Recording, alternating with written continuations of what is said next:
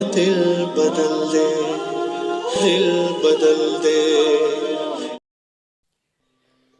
شروع اللہ کے نام سے جو بے حد مہربان نہایت رحم کرنے والا ہے۔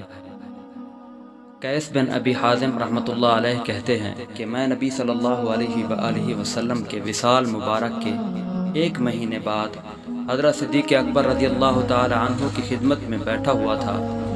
لوگوں میں منادی کر دی گئی کہ نماز تیار ہے، اور یہ نبی صلی اللہ علیہ وآلہ وسلم کے وصال کے بعد وہ پہلی نماز تھی جس کے لیے مسلمانوں میں الصلاۃ جامعہ کہہ کر منادی کی گئی تھی۔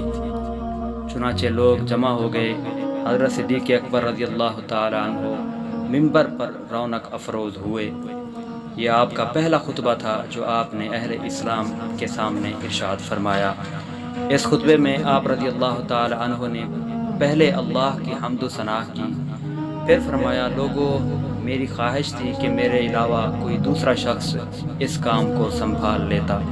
اگر مجھے نبی صلی اللہ علیہ وآلہ وسلم کی سنت پر رکھ کر دیکھنا چاہیں گے تو میرے اندر اس پر پورا اترنے کی طاقت نہیں ہے۔ نبی صلی اللہ علیہ وآلہ وسلم تو شیطان کے حملوں سے محفوظ تھے، اور ان پر تو آسمان سے وحی کا نزول ہوتا تھا، اس لیے میں ان کے برابر کہاں ہو سکتا ہوں۔